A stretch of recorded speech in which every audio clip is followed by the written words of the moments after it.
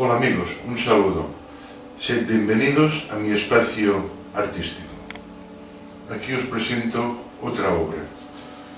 Esta obra la hice en el año 1990, 24 años ya.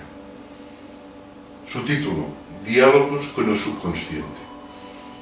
Está hecho con la técnica que hacía en aquellos años, en planchas de hierro recortados a mano, recubiertos con escayola y resinas de poliéster. Quizá es la obra más dura, más invendible que haya creado jamás. Fijaros, ¿qué veis? Un cuerpo humano, un hombre, que en su regazo tiene su cabeza. Yo creo que a nadie se le ocurriría en el salón de su casa colocar una obra con un decapitado. Es cierto. Significado de esta obra. Esta obra nos está hablando del perdón. Sí, amigos, el perdón. Hay dos tipos de perdones. Uno, el perdonarse a sí mismo y el perdonar a los demás. Quizá el perdonarse a sí mismo es el acto más difícil. Por eso este hombre está dialogando con su consciencia. Está repasando toda su vida. Está repasando todo lo malo, por acción o por omisión, que haya hecho. En este acto, este hombre hace un pacto consigo mismo para volver a obtener la paz.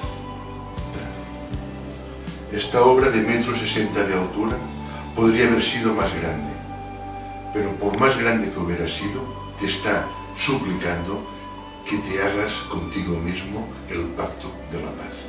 Perdónate, por favor, perdónate, porque tienes una vida por delante y no puedes seguir viviendo con esta mochila cargada en la espalda con todos los actos pasados. Han pasado, el tiempo pasado y ya no lo podemos devolver al presente.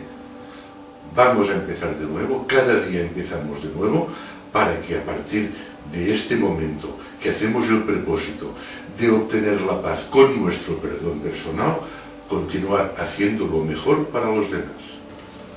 ¿A que a partir de ahora ya no la veis tan dura esta obra? Ya no es el impacto primero de un decapitado, sino que esta obra, cada vez que la veas o te acuerdes de ella, te va a recordar el acto del perdón. Vamos a hablar del perdonar a los demás. ¿Es tan difícil pedir perdón? ¿Es tan difícil cuando hemos ofendido a alguien, voluntariamente o involuntariamente, pedirle perdón?